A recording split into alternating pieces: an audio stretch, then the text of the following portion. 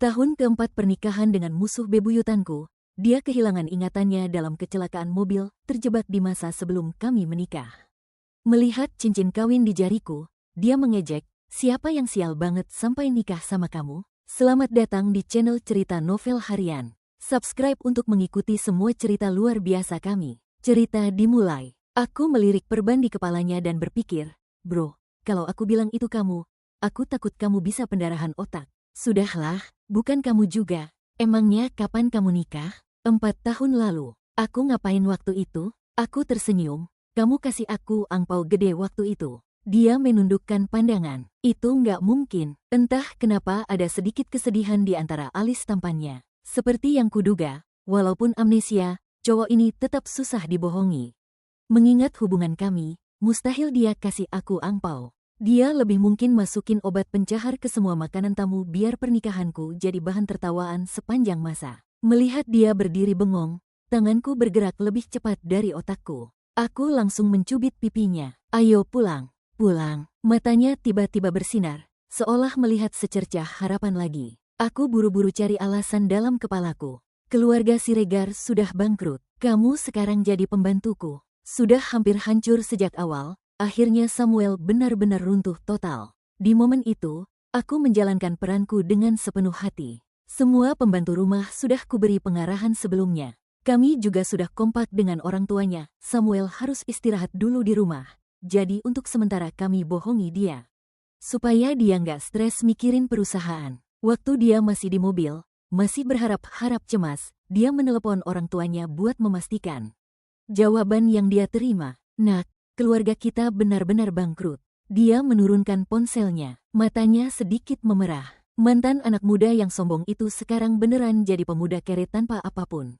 Setelah lama diam, akhirnya dia bertanya dengan suara pelan, "Jadi aku sekarang ngapain di tempatmu?" "Banyak, nyuci, masak, bikin teh, ambilin air. Oh, sama nyuci kakiku juga." Dia menoleh ke jendela, tampak dingin dan kaku. Tapi ada sedikit kesan rapuh dalam kesedihannya. Siapapun yang lihat pasti bakal menghela napas dan bilang, "Aduh, lucu banget anak ini," nyesek liatnya. Aku dalam hati hampir meledak bahagia, tapi harus nahan biar nggak ketawa di depan dia. "Kamu harus tahu, Samuel biasanya itu orang sombong, kayak bunga di puncak gunung es, nggak bisa disentuh siapapun.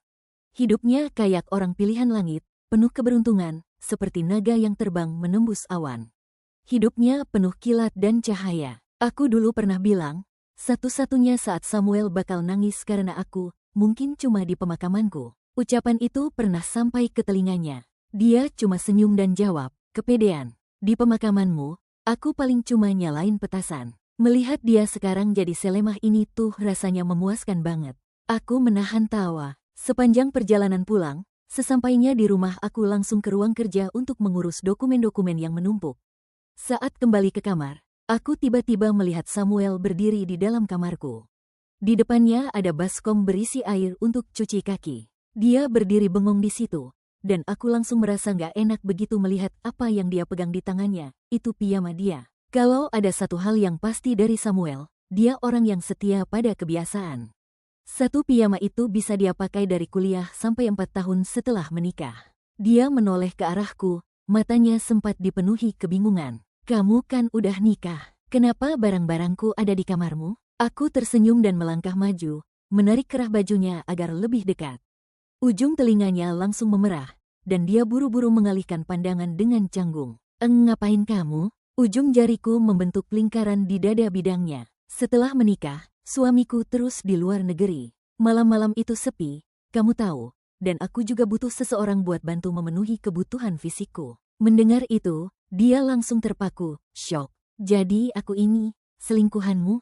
Atau mainanmu?" Aku baru mau buka mulut, tapi sebelum sempat menjawab, aku melihat dia menunduk.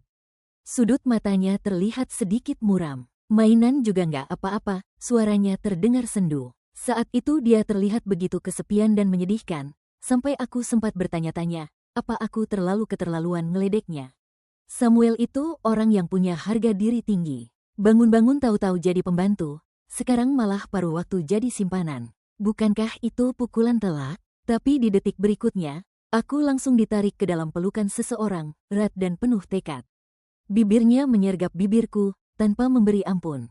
Walaupun kehilangan ingatan, kemampuan dia dalam urusan ini jelas nggak berkurang sedikit pun. Dia dirawat di rumah sakit selama setengah bulan, dan aku juga puasa itu selama setengah bulan. Tapi waktu dia menciumku saat itu, rasanya seperti percikan api terbang kemana-mana. Dalam keadaan melayang, kami akhirnya terjebak di atas ranjang. Dia jauh lebih intens dari biasanya, membuatku berkali-kali minta ampun. Di bawah sinar bulan, matanya dipenuhi hasrat membara dan naluri memburu. Dia menggigit cuping telingaku, suaranya agak garang. Kamu suka? Suka, pelan-pelan. Siapa yang lebih oke, aku atau suamimu? Jawab. Dia menggigit leherku sambil terus menggempur dengan gerakan kasar dan memburu. Dalam keadaan setengah sadar, aku berpikir, bukan aku nggak mau jawab, tapi aku juga nggak tahu harus ngomong apa, bro. Kenapa bukan kamu dari awal? Sebelum tertidur, aku merasakan seseorang memelukku erat. Berbalik dan masuk ke dalam pelukannya sudah jadi semacam naluri. Aku mengusap bahunya dan berbisik, suami. Tubuh yang kupeluk perlahan-lahan menegang. Pagi harinya, saat aku bangun, refleks tanganku langsung mencari orang di sebelahku, tapi yang kurasakan cuma dingin dan kosong. Aku langsung terjaga dan bangun dari tempat tidur. Baru setelah melihat sosoknya yang sibuk mondar-mandir di meja makan bawah, hatiku tenang kembali. Memang, kebiasaan itu hal yang menakutkan. Saat aku duduk di meja makan, Samuel dan para pelayan lainnya berdiri di samping. Aku mengulurkan tangan untuk menariknya. Ayo makan, nggak lapar abis kerja semalaman? Menggodanya sudah jadi kebiasaanku. Dia duduk dengan ekspresi agak kikuk. Di tengah-tengah makan, tiba-tiba dia bertanya dengan ragu. Suamimu itu, Peter ya? Aku hampir menyemburkan susu, tapi berhasil menahannya. Melihat dia yang tampak murung dan linglung begitu, sepertinya Peter benar-benar meninggalkan kesan dalam ingatannya. Jujur saja, Peter adalah cinta pertamaku waktu kuliah. Dia senior yang bertugas menyambut mahasiswa baru. Beda banget sama Samuel. Samuel sejak kecil sudah jadi standar pembanding dalam hidupku. Kami pernah berantem besar cuma gara-gara rebutan jadi raja waktu main pura-pura. Dan sejak saat itu kami resmi jadi musuh bebuyutan. Ironisnya, jalan hidup kami selalu saling bersilangan. Kami bersaing dalam segala hal. Aku belajar main piano, keluarganya beli Steinway baru. Aku mulai belajar melukis, dia ikut-ikutan belajar sketsa. Aku bilang mau masuk Universitas A, dia langsung bilang bisa masuk Universitas B. Ujung-ujungnya, nilai ujian masuknya 30 poin di atas aku. Dan dia tetap ketemu aku di universitas yang sama. Aku pernah bilang dia itu kayak hantu yang terus menghantuiku. Dia cuma jawab, kita ini memang ditakdirkan jadi rival dan terus ketemu di mana-mana. Waktu hari pertama kuliah, di tengah keramaian mahasiswa baru, aku terpisah dari dia. Saat menoleh dengan pandangan kosong, aku melihat Samuel berdiri menonjol di antara kerumunan, tinggi dan ganteng, mencolok seperti bangau di antara ayam. Aku hampir memanggilnya, tapi tiba-tiba ada cewek pipinya merah merona lari mendekat, dengan gugup minta nomor HP-nya. Dia menunduk pelan, sinar matahari menyinari matanya, memberi kilau kemasan di pupilnya. Kata-kata di mulutku langsung beku. Aku pun membalikkan badan dan pergi. Sampai sekarang aku nggak tahu apakah dia benar-benar kasih nomor ke cewek itu atau tidak. Dan di saat itulah aku bertemu Peter. Dia tersenyum lembut padaku dan bertanya, adik tingkat, jurusan apa dan kelas berapa? Dia adalah sosok yang benar-benar berbeda dari Samuel. Aku menyatakan perasaanku ke dia setelah acara kumpul klub. Kami pergi ke taman bermain, dan aku bilang, Kak, ayo tanding panahan. Waktu itu, hadiah panahan adalah boneka kecil. Aku bilang, kamu pasti nggak bisa menang sebanyak aku. Saat malam tiba, semua terasa lebih lembut. Angin malam mengibaskan rambutnya. Dia tersenyum tipis dan berkata, pada akhirnya kamu pasti menang. Karena semua bonekaku akan aku kasih ke kamu. Aku terdiam seketika. Ada orang yang menyerah begitu mudah, hanya karena aku ingin menang. Malam itu aku menyatakan cinta, dan dia mengangguk. Peter adalah pacar yang sangat baik. Dia selalu membelikan aku sarapan dan membawakan buket bunga favoritku setiap kali kami kencan. Walaupun kuliahnya sibuk dan hampir tiap hari harus di lab, dia tetap meluangkan waktu untuk menyiapkan kejutan buatku. Kalau bukan karena kejadian waktu itu, mungkin aku dan Samuel nggak akan berakhir bersama. Memikirkan itu, aku tanpa sadar melirik ke arah samping wajahnya. Diamku seolah jadi tanda setuju. Samuel menunggu sia-sia untuk penyangkalan dariku. Setelah jeda panjang, dia berbisik pelan. Begitu, ya. Aku terbiasa melihat dia penuh kepercayaan diri dan sikap menantang. Tapi sekarang, penampilannya seperti istri yang sedang ditindas, membuat hatiku jadi sedikit melunak. Sebenarnya kamu, aku tahu, potongnya pelan. Aku cuma orang ketiga, nggak punya hak untuk ikut campur. Lalu dia menoleh 90 derajat, menatap langit dengan pandangan sendu dan tragis. Seperti yang diharapkan dari Samuel, bahkan dalam hal patah hati pun, kemampuan adaptasinya luar biasa. Baru seminggu yang lalu aku menyebut nama Peter, dan ternyata dia benar-benar kembali dari luar negeri. Dia memimpin tim yang bergabung dengan perusahaan partnerku. Saat kami bertemu di kantor, dia sudah sepenuhnya meninggalkan sifat polos masa kuliahnya. Kini dia jauh lebih dewasa dan elegan. Dia menyesap kopi pelan, suaranya tetap lembut.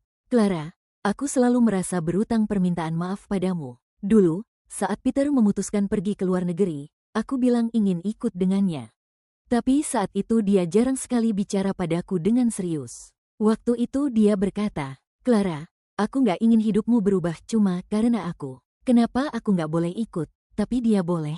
Kamu tiap hari kerja bareng dia di lab, dan sekarang bahkan pergi ke luar negeri juga sama dia. Kamu jatuh cinta sama dia? Dia menjawab, karena itu memang jalan hidup yang sudah dia pilih dari awal. Tapi kamu beda, Clara. Ini bukan bagian dari rencana hidupmu. Jangan ambil keputusan sebesar itu hanya karena aku. Aku nggak sanggup memikul tanggung jawab sebesar itu. Saat itu aku masih muda dan keras kepala. Kalau aku nggak boleh ikut, ya udah, kita putus aja. Akhir ceritanya, kami memilih jalan masing-masing. Dia pergi ke seberang lautan bersama gadis yang sevisi dengannya. Dulu aku sempat marah pada Peter. Kupikir dia berubah hati. Tapi setelah waktu berlalu, aku sadar menanggung hidup orang lain itu beban yang berat. Pilihan Peter sebenarnya tidak salah. Aku menggeleng sambil tersenyum. Itu bukan salahmu. Waktu itu aku aja yang belum ngerti. Dia menatapku, matanya berkilat.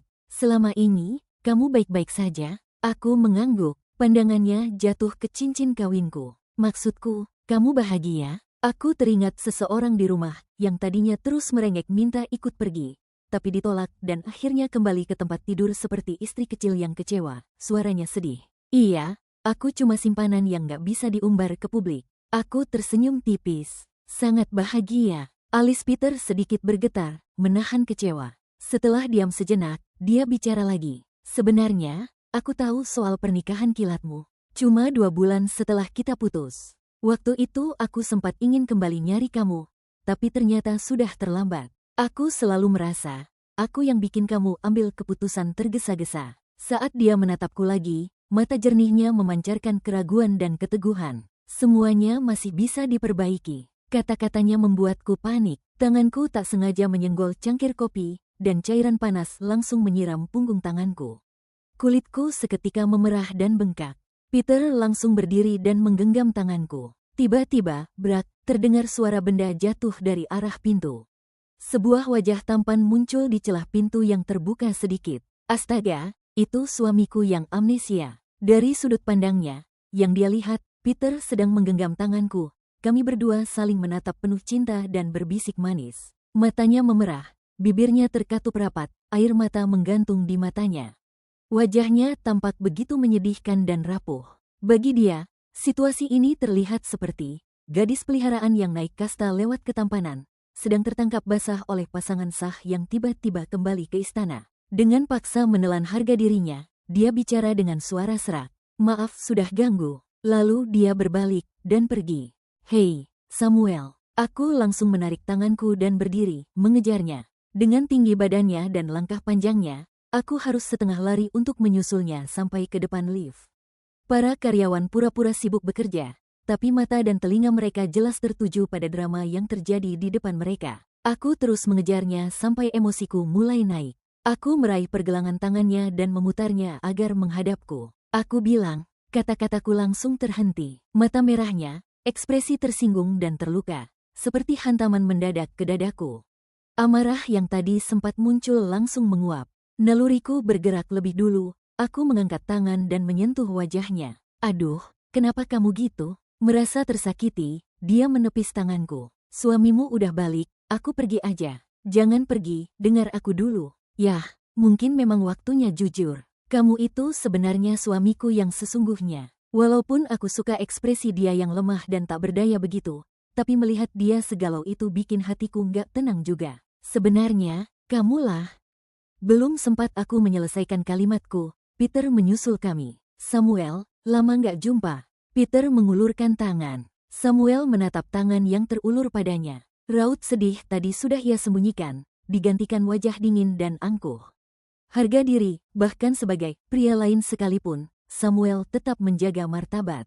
Dia menjabat tangan Peter sambil berkata, "Lama nggak jumpa, senior." Semuanya tampak normal di permukaan. Tapi tangan Samuel menggenggam tangan Peter begitu kuat sampai buku-bukunya memutih. Peter sampai heran, udah 4 tahun putus, emang perlu seintens ini? Tapi dia tetap melanjutkan, "Ayo kita makan bareng." Dan begitulah, kami bertiga duduk canggung di satu meja makan. Ngomong-ngomong, sejak aku mulai pacaran sama Peter waktu kuliah, Samuel nyaris nggak pernah muncul di hadapanku lagi. Hanya sekali waktu aku pulang, aku bertemu dia.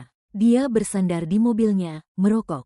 Di balik asap yang berputar, tatapannya menembus langsung ke arahku. Setahuku, Samuel nggak pernah merokok. Aku otomatis mengernyit. Dia terdiam sesaat, lalu mematikan rokok di tangannya. "Kamu beneran suka dia?" "Ya tentu saja. Atau harusnya aku aja yang kamu suka? Kurang apa aku dari dia? Di mana aku kalah?"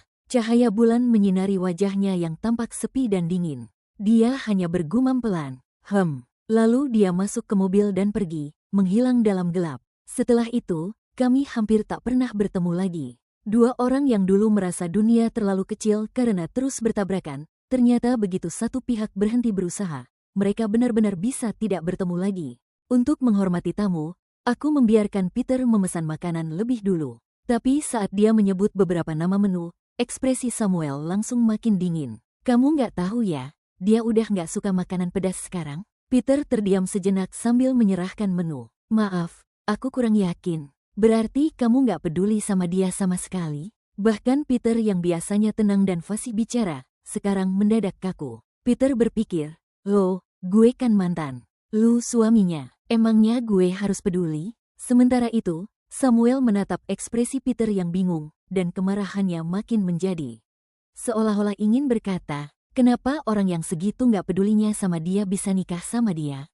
Bukannya aku? Kamu di luar negeri selama ini?" Peter mengangguk. "Iya, aku pimpin tim keluar. Sekarang semuanya udah stabil, makanya aku balik. Di hatimu, mana yang lebih penting, kerja atau dia?" Itu. Kamu tahu nggak dia selama ini gimana hidupnya?" Pada titik ini, aku sendiri agak kaget.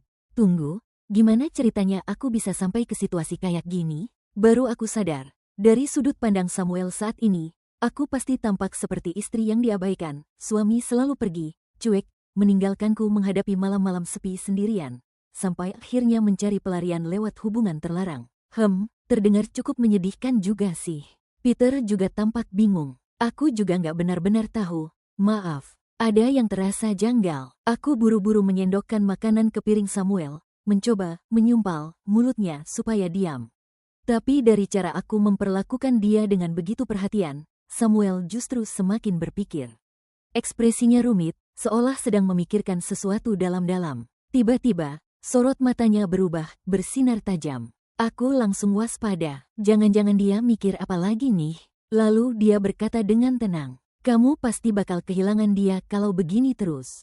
Soalnya dibanding kamu, sekarang dia lebih peduli sama aku." Dan akhirnya aku paham apa arti sorot mata itu tadi. Ternyata sih, selingkuhan, sedang coba menggoyang kepercayaan diri si suami sah. Peter hanya bisa duduk dengan kepala penuh tanda tanya. Sementara itu, Samuel malah semakin mantap mengambil peran sebagai pengganti suami. Dia terus mengisi gelasku, mengambilkan makanan untukku, bahkan dengan lembut menyeka mulutku pakai tisu makan. Peter tetap diam memperhatikan, menyaksikan kami berdua memamerkan kemesraan terang-terangan. Tapi aku yakin, dalam hatinya, dia pasti merasa Samuel itu konyol banget saat itu. Ketika kami hendak berpisah, Samuel pergi duluan untuk mengambil mobil. Peter menoleh padaku dan berkata, "Aku sempat khawatir kamu nggak bahagia setelah nikah buru-buru pasca putus. Tapi sekarang aku lihat kalian berdua kelihatan baik-baik aja." Aku tersenyum dan menjawab, "Dia lagi sakit akhir-akhir ini, jadi agak aneh.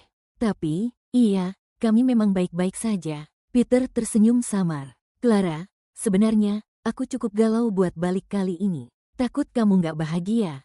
Tapi juga takut kamu terlalu bahagia. Tapi setelah ngelihatnya langsung sekarang, ternyata kebahagiaanmu justru bikin aku lebih lega. Aku pura-pura nggak paham nada kecewa dalam suaranya, dan hanya melambai sambil tersenyum. Sesuai keinginanmu, aku nggak membiarkan hidupku berubah karena kamu. Kita berdua udah nemu jalan hidup yang lebih baik. Dalam perjalanan pulang, saat Samuel sadar Peter nggak ikut, dia menghela napas pelan, lega. Tapi di detik berikutnya, ekspresinya berubah lagi, kesal. Dia udah balik ke negara ini, tapi tetap nggak pulang buat temenin kamu. Aku mengangguk. Dia mengernyit. Terus apa gunanya punya suami kayak gitu? Aku belum sempat jawab saat kami sampai di rumah. Begitu pintu tertutup, dia langsung mendorongku ke ranjang, dan ciuman demi ciuman menghujani tanpa henti. Ucapannya tak begitu jelas, tapi penuh ketidakpuasan. Emangnya kamu lihat apa di dia? Kenapa nggak cerai aja? Aku benar-benar berpikir sejenak, lalu menjawab, karena dia nggak suka berkompetisi soal menang kalah denganku. Beda sama seseorang yang menyebalkan. Gerakannya langsung terhenti. Di matanya yang indah, sekilas tampak kesedihan. Kalau aku berhenti berkompetisi juga, gimana? Apa nggak bisa begitu? Selama lebih dari 20 tahun, aku nggak pernah membayangkan Samuel akan mengatakan hal seperti ini, dengan ekspresi selembut itu. Yang aku rasakan sekarang cuma satu hal, rahangku jatuh saking kagetnya. Amnesia memang hal yang luar biasa. Setelah berkata begitu, dia sedikit malu, menatap mataku, lalu menunduk dan mengecup telingaku. Pegang tanganku, sentuh tubuhku. Apa bentuk tubuhku nggak sebaik dia? Atau aku kurang tampan dibanding dia? Tangannya menuntunku menyentuh bagian tubuhnya sendiri. Wajahku langsung memerah, dan tanpa sadar, kakiku melingkar erat di pinggangnya. Beberapa hari kemudian, aku membawanya kembali ke rumah sakit untuk pemeriksaan lanjutan. Setelah pemeriksaan selesai, dokter berkata kalau bekuan darah di otaknya hampir sepenuhnya menghilang. Mungkin tinggal beberapa hari lagi, dan setelah bekuan itu benar-benar larut, gejala amnesianya juga akan hilang. Ada rasa sedih yang pelan-pelan muncul dalam hati saat mendengarnya. Samuel yang lembut dan mudah dibuli ini, sebentar lagi akan hilang. Rasanya berat banget untuk melepasnya. Dia memperhatikan tatapanku, lalu menoleh. Kenapa ekspresimu gitu? Kondisiku parah. Ya, aku menggeleng. Enggak kok, hanya saja, sebentar lagi kamu nggak akan jadi rahasia kecilku lagi.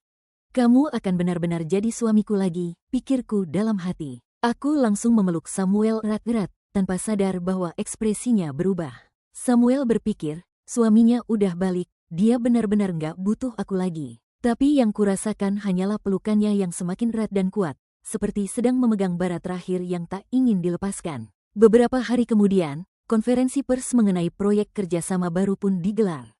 Peter, sebagai kepala tim teknis dari perusahaan partner, juga hadir dalam acara itu.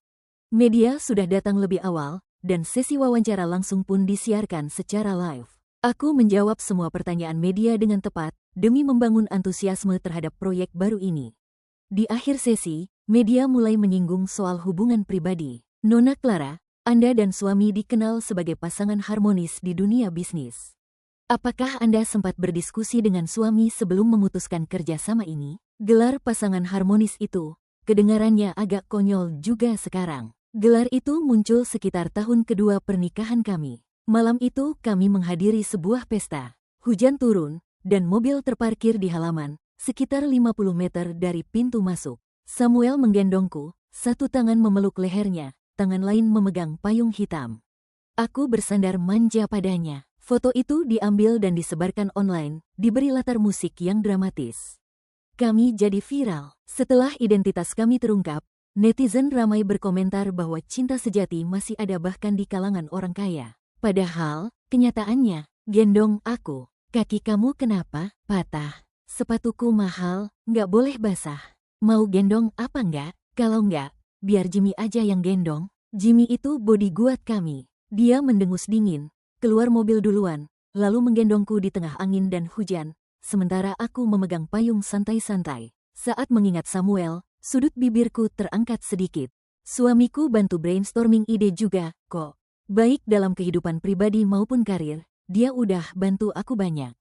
Aku sangat berterima kasih, dan juga, mencintainya. Kalimat itu keluar begitu saja. Setelah mengucapkannya, rasa sesal perlahan muncul di dada. Samuel, kalau dia udah ingat semuanya, dia pasti bakal menggoda aku habis-habisan. Aku menghela napas pelan, berusaha tetap tenang sampai siaran langsung selesai. Tapi begitu kuangkat ponsel, aku langsung sadar, telepon rumah sudah berdering terus-menerus. Jantungku langsung mencelos. Bibi Ana nggak pernah nelepon aku sebanyak ini. Asistenku juga datang dengan wajah cemas. Nona Clara, Tuan Samuel, menghilang. Aku langsung mencoba meneleponnya, tapi ponselnya sudah mati. Bibi Ana bilang mereka sudah mencari ke seluruh area sekitar, tapi tetap nggak menemukannya. Tanpa pikir panjang, aku langsung memutuskan untuk pulang. Asisten itu memanggil, Nona Clara, nanti malam ada makan malam dengan perusahaan partner. Batalkan. Tanpa menunggu dia selesai bicara, aku langsung lari ke rumah. Tante Ana segera menghampiri dengan panik. Entah kenapa, setelah menonton siaran langsung di TV, Tuan Samuel tampak melamun cukup lama. Lalu dia pergi dan belum kembali sampai sekarang. Aku mengernyit, berpikir cepat. Mungkin dia nggak ke rumah orang tuanya. Kalau iya, pasti sudah ada telepon dari mereka. Kakaknya juga belum ada kabar. Lalu, kemana lagi dia bisa pergi? Aku gelisah sekali di rumah. Mondar-mandir 2 kali tanpa henti, sampai tiba-tiba sebuah ide terlintas. Aku teringat satu tempat, markas rahasia kami. Begitu aku buru-buru ke sana, benar saja, dia ada di sana. Duduk sendirian di atas ayunan. Wajahnya terlihat begitu putus asa, hatiku langsung mencelos. Tanpa sadar, langkahku melambat. Aku mendekatinya perlahan, lalu berjongkok di hadapannya, menatap ke atas menembus sorot matanya. Tanganku terulur menyentuh tangannya, tapi dia menariknya menjauh. Kenapa kamu kesini sendiri? Kamu nggak mau cerai karena kamu benar-benar cinta sama dia, kan? Sedangkan aku, kamu nggak punya perasaan apa-apa ke aku. Aku cuma alat buat kamu, ya kan? Dia menunduk, kesedihan di matanya begitu jelas terasa. Ada sesuatu yang tadinya samar di hatiku, sekarang mulai jelas. Di kepalanya sekarang, dia masih berusia 21 tahun. Beli Steinway waktu itu, supaya aku main piano di rumahnya, kan? Belajar melukis juga, biar bisa gambar bareng aku. Iya, ujian masuk kuliah skormu 30 poin di atas aku. Tapi tetap pilih Universitas A, karena kamu pengin satu kampus sama aku, kan? Aku menggenggam jarinya erat. Kamu suka aku? Iya. Air mata mulai menggenang di matanya. Bulu matanya tampak berkilau lembab. Aku nggak bisa suka kamu lagi, Clara. Kamu dari dulu nggak pernah benar-benar suka aku. Suaranya sudah bergetar menahan tangis. Seketika, rasa nyeri menyayat muncul di dadaku. Aku berdiri dan menarik wajahnya ke pinggangku. Dia memelukku erat, seolah tak mau dilepas. Air matanya membasahi pakaianku. Aku harus gimana? Gimana caranya biar nggak sesakit ini? Tanganku membelai lembut rambutnya, mencoba menenangkannya. Tapi justru air matanya membuat ada sesuatu dalam diriku ikut terguncang. Benar, air mata laki-laki memang stimulan buat perempuan. Aku membisikkan dengan lembut. Pulang, yuk, pulang sama aku. Oke, sayang. Dia mendongak menatapku, sudut matanya masih merah. Suaranya serak dan menggoda. Tapi tempat itu bukan rumahku. Aku menunduk dan mencium bibirnya. Jari-jariku bermain di cuping telinganya. Kalau gitu, ikut aku. Naik mobil juga nggak apa-apa. Akhirnya aku berhasil menggiringnya ke mobil, dan di sanalah aku benar-benar memperlakukannya semauku. Dalam keadaan setengah sadar, aku merasa ada seseorang yang menggendongku pulang. Kali ini, bukan aku yang memulai semuanya. Keesokan paginya, cahaya matahari menyelinap lembut dari jendela. Aku menggeliat manja, bangun dengan perasaan luar biasa bahagia. Tubuh di pelukanku hangat, harum. Aku meringkuk lebih dekat ke dadanya, masih dengan mata tertutup, lalu bergumam pelan. Pagi, sayang. Suara yang membalas tenang dan jernih, terlalu jernih. Nada ini, nggak beres. Mataku langsung terbuka lebar. Samuel sedang bersandar di headboard ranjang. Satu tangan menyangga kepala, tangan satunya lagi menggulung-gulung ujung rambutku santai. Saat tatapan kami bertemu, dia tersenyum, senyum setenang air musim gugur, sedingin kulkas. Perasaan ini, tamat sudah. Aku refleks mau bangkit dan kabur. Tapi dia langsung mendorongku kembali ke bawah. Kok buru-buru banget? Takut suamimu yang sah datang dan lihat selingkuhannya di ranjang? Kata, selingkuhan, ia tekan seolah ingin menusuk. Aku malah terkekeh kecil. Sayang, jadi kamu udah ingat semua? Aku kangen banget loh. Berhenti pura-pura, kamu tahu persis apa yang kamu lakuin. Sambil berkata begitu, hidungnya menyusuri tali piyamaku. Aku buru-buru mengevaluasi kondisi tubuhku. Agak pegal sih, kayaknya malam ini nggak bisa lanjut lagi. Aku segera mendorong kepalanya yang penuh bulu-bulu halus. Emangnya aku ngapain? Aku kan ngerawat kamu waktu kamu sakit, nggak pergi-pergi. Malah ada yang dari dulu katanya suka banget sama aku. Dia mendadak terdiam sejenak, ekspresinya agak canggung. Lihat tuh, puas banget kamu sekarang. Yup, benar saja. Samuel yang lembut dan gampang digoda itu udah nggak ada lagi. Aku kembali bersandar di dadanya. Kami mengobrol santai di ujung ranjang. Dan saat itulah aku tiba-tiba menyadari, aku benar-benar sedikit merindukannya. Merindukan dia, yang sekarang. Lalu kenapa dulu kamu nggak pernah nembak aku? Tanyanya. Nadanya terdengar masam. Bukannya waktu itu kamu lagi cinta-cintanya sama senior hebatmu itu? Jangan iri dong. Kalau bukan karena dia, mungkin kita nggak akan nikah secepat itu. Memangnya kenapa? Sebenarnya, abis putus sama dia, aku sempat ngalamin masa yang berat. Aku benar-benar kacau, terpuruk, sampai akhirnya roboh di tangga depan rumah. Tiba-tiba ada wajah yang muncul di pandanganku, menutupi cahaya bintang, Samuel. Dia menyentuh keningku dan berkata, demam. Nadanya tenang, nggak seperti biasanya. Aku menepis tangannya waktu itu. Samuel, cintaku udah mati. Kamu ngerti nggak? Dia jongkok di atasku dan bilang, kalau cinta udah mati, terus kenapa? Emangnya kenapa? Enak banget dia ngomongnya. Begitu aku sadar, aku udah ada di tempat tidurku sendiri. Mamaku masuk dan nanya, apa yang terjadi semalam? Kamu mabuk banget. Katanya kamu ngejar-ngejar dia keluar rumah, sampai mau gigit tangannya, timpal Mama Clara. Fitnah banget sih Samuel, dasar. Tapi tiba-tiba, wajah Samuel yang waktu itu penuh cemooh dan ejekan langsung muncul di benakku. Terus kenapa kalau cinta udah mati? Kata-katanya ringan. Kalau gitu, biarin cinta kamu juga mati. Aku langsung genggam tangan mamaku dan berkata, aku suka sama Samuel. Gimana kalau ibu ngelamar ke keluarga Siregar buat perjodohan? Orang tua keluarga Siregar emang suka banget sama aku. Pasti mereka mau. Samuel pasti bakal jijik banget sama ini. Tanpa drama, tanpa tangisan atau ancaman bunuh diri. Siapa yang bakal menang sekarang? Aku menunggu kabar di rumah sambil nyengir. Samuel pasti meledak begitu dengar kabar ini. Sehari kemudian, keluarga Siregar kasih kabar balik. Setuju. Nikahnya kapan? Cookies yang aku pegang langsung jatuh ke lantai. Waduh, kebablasan. Ini udah keterlaluan. Terus gimana dong? Aku yang awalnya minta perjodohan, sekarang malah mau batalin? Samuel pasti ngakak sampai perut kram. Dengan pikiran kosong, aku datang ke tempat pernikahan. Baru sadar sepenuhnya pas momen tukar cincin. Kenapa kamu nggak nolak? Tanyaku. Wajahnya sempat tampak canggung. Bukannya kamu pengen bikin aku jijik? Dia menyeringai jahat, lalu berbisik di telingaku. Sekarang kita lihat aja siapa yang paling jijik. Nanti kalau kamu nangis-nangis minta cerai, aku nggak akan nyetujuin. Tepat saat itu, suara pendeta mengiringi. Baik dalam kaya maupun miskin, sehat maupun sakit, kita akan saling mencintai selamanya. Aku nyenggol pinggangnya dan bertanya, berarti kita harus terima kasih ke Peter? Dia hanya bergumam, ya, bolehlah. Aku tersenyum. Kamu kasih aku angpau gede banget waktu itu. Kulitnya sekarang makin halus, lembut kayak puding. Cahaya emas dari lampu membuat rambut hitamnya seolah berkilau keemasan. Aku nggak tahan dan langsung memeluk pinggangnya. Tiba-tiba aku bertanya, waktu awal masuk kuliah, ada cewek yang minta nomormu. Kamu kasih nggak?